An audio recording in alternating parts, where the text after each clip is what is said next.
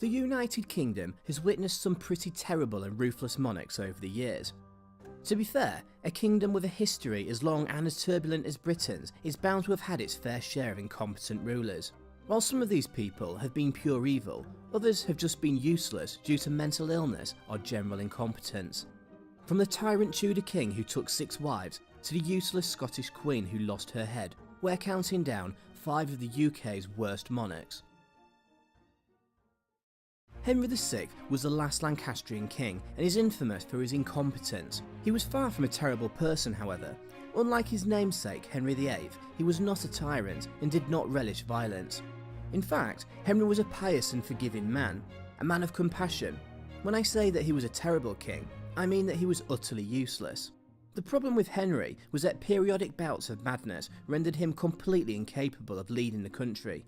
To be fair, he had a lot to live up to. His father, Henry V, was the legendary champion of Agincourt, a king who was a renowned leader and tactician. A born general, Henry V had secured huge territories in Normandy and France and had gotten himself recognised as heir to the French crown. When he died of dysentery, however, in September 1422, young Henry inherited the English throne. I say young, he was barely 9 months old. As if this wasn't enough responsibility for the baby king, when the French king died several months later, he also found himself king of France. As Henry grew up, it became apparent he was not suited to the responsibilities of kingship. Whilst his father had been most comfortable making a name for himself on the battlefield, young Henry had no taste for violence and was most at home talking to God in his private chapel. Henry, whilst extremely pious, was also utterly incompetent.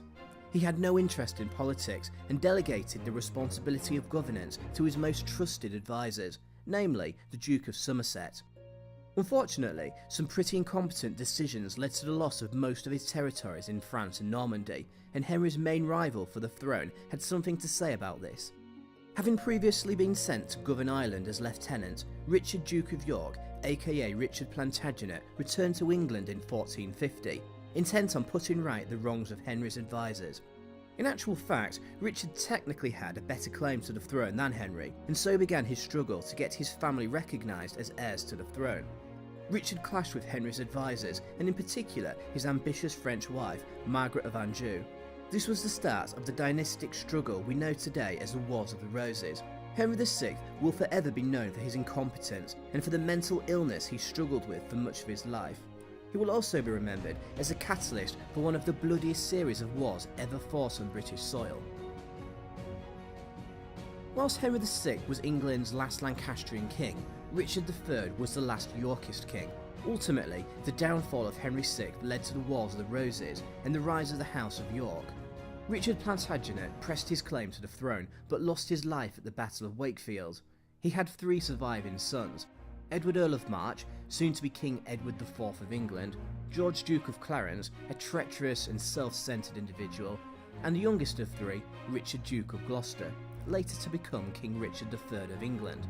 Following his death, Richard Plantagenet's claim to the throne was taken up by his eldest remaining son, Edward Earl of March. Richard III is a controversial character, no thanks to Shakespeare. Over the years, Richard has been painted as a bit of a monster, with his crooked spine, withered arm and treacherous nature. Significantly, Richard is alleged to have murdered his nephews and rightful heirs to the throne, Princes Edward and Richard. Of course, Shakespeare's portrayal of Richard is largely unfair and inaccurate. In fact, there is no evidence to suggest that Richard was anything other than totally loyal to his older brother, King Edward. He also pledged an oath to uphold his nephew's right to inherit the throne. That said, following the death of King Edward in 1483, Richard appears to have gone back on his word. Whilst on his deathbed, Edward mobilised his most trusted lords and advisors and established a council to lead the country until his young son Edward came of age. Within weeks of the king's death, however, Richard staged a coup and had himself named as protector of the king. Furthermore, prior to young Edward being crowned, Richard had him and his younger brother declared illegitimate and seized the throne for himself. Worse still, both Edward and Richard were banished to the Tower of London, where they later disappeared in a shroud of mystery. Of course, it is believed that their uncle Richard had them murdered, removing them permanently as challengers to the throne. Richard was proclaimed King Richard III and ruled for barely 2 years. He was killed at the Battle of Bosworth in 1485. in effect bringing an end to the Wars of the Roses and giving rise to the Tudor dynasty. Richard would turn up some years later, buried beneath a car park in Leicester. Mary, Queen of Scots, not to be confused with Bloody Mary, was Scotland's most useless monarch. A series of stupid and politically dangerous decisions led to her swift downfall. She isolated herself from her nobles and attempted to overthrow the Queen of England. She was ultimately beheaded for her treachery. Mary had a bit of a fairy tale childhood. Born in 1542 to the Scottish King James V and his French wife Mary of Guise, she was sent to live with the French royal family at the age of only 5. She was loved in France, considered to be exceptionally lovely, kind and courteous. Having been betrothed to the French heir to the throne Francis, she later found herself Queen of both Scotland and France. When Francis died, however, Mary took the decision to return to Scotland. Here, she found herself in a difficult situation. While she had been raised as a Catholic, Scotland was officially a Protestant country. This did not faze Mary, however, as she encouraged a policy of non-discrimination. Things, however, were about to take a turn for the worst. Mary was all too aware that she must marry and provide an heir. In 1565, she married her first cousin, Henry Stuart, Lord Darnley. But Darnley was a horrid man, weak and selfish. Understandably, their marriage broke down and Mary became close to her advisor, David Rizzio. In March 1566, when Mary was 6 months pregnant, Darnley broke into her supper room with a posse of nobles and stabbed Rizzio to death. They claimed that he and Mary were having an affair, and Rizzio was using this to gain influence in court. Mary believed that Darnley wished to kill her and her unborn son and claim the throne for himself. It was then mightily suspicious when 3 months later Darnley was found dead following an explosion at a house where he had been staying. His body was found outside, however, giving rise to speculation that he had escaped from the blast but had been murdered. The chief suspect was James Hepburn, Earl of Bothwell. Here, Mary made a catastrophic mistake in marrying the Earl, barely 3 months after the death of Darnley. In doing so, Mary turned Scotland's nobles against her and she was imprisoned at Loch Leven Castle. She was then forced to abdicate in favour of her son, who became King James VI of Scotland. Mary managed to escape her Protestant captors and raised an army. On the 13th of May 1568, she was defeated in battle and fled to England to seek refuge from her Protestant cousin Queen Elizabeth. This was a terrible mistake.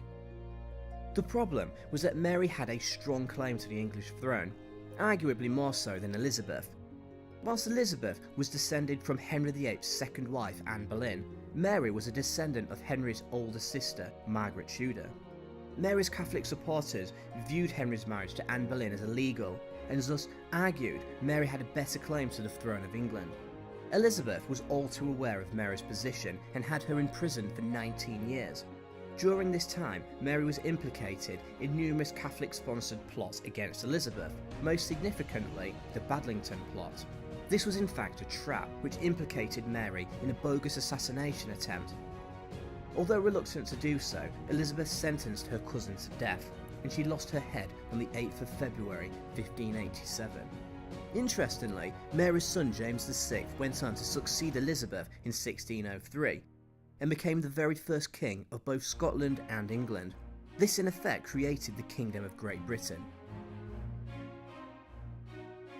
Henry VIII is one of England's most notorious kings, most commonly known for taking 6 wives. Often described as a tyrant, Henry is also infamous for dissolving the monasteries and breaking with Rome. Henry was almost not king, however. This honour was meant for his older brother Arthur, who died suddenly in 1502. As a second son of Henry VII and his wife Elizabeth of York, Henry VIII was obsessed with securing his own dynasty and sought to wipe out any resistance to his rule. To this end, the king was ruthless, having executed or imprisoned all those who had even the slightest claim to the throne. King Henry was obsessed with securing a male heir. After becoming frustrated with his first wife, Catherine of Aragon, he fell in love with the young and beautiful Anne Boleyn. When the Pope refused to annul his marriage, Henry set out on a path of destruction, dissolving 800 monasteries and forming the Protestant Church of England. As we know, Anne was arrested on charges of adultery and beheaded at the Tower of London. Henry took 4 more wives. Jane Seymour provided Henry with a son, but died in childbirth. He was so repulsed by his next wife Anne of Cleves that he divorced her almost instantly. The teenage Catherine Howard was beheaded for adultery, and his last wife, Catherine Parr, somehow managed to keep her head and outlived him. Particularly in his later years, Henry became fat, obsessive, paranoid, and narcissistic. You really didn't want to get on the wrong side of him. His most trusted advisor, Thomas Cromwell, was executed for nothing more than orchestrating his marriage to Anne of Cleves. When Henry wasn't having those around him executed, he was waging war against Scotland and France. He was a completely useless commander and practically brought England to its knees. Henry was a pretty terrible monarch.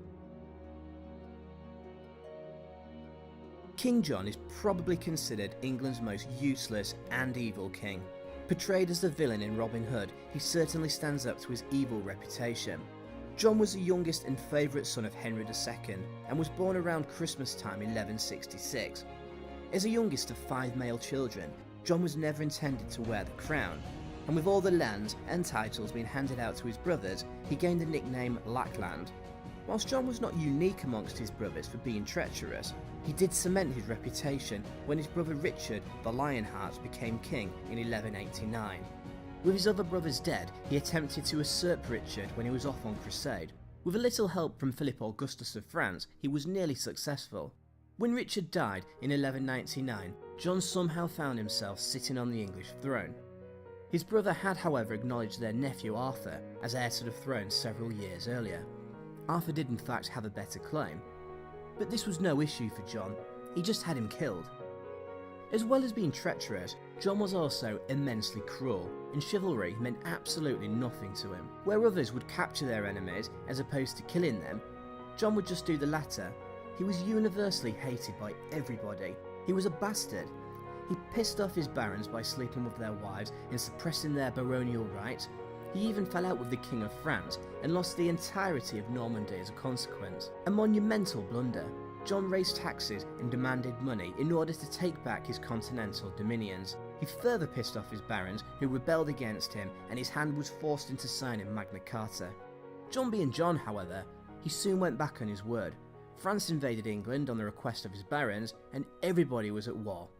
It was just awesome. In fact, the only good thing John ever did was dying. In 1216, his son Henry III took to the throne at the ripe old age of 9. To think of it, he turned out to be pretty useless as well.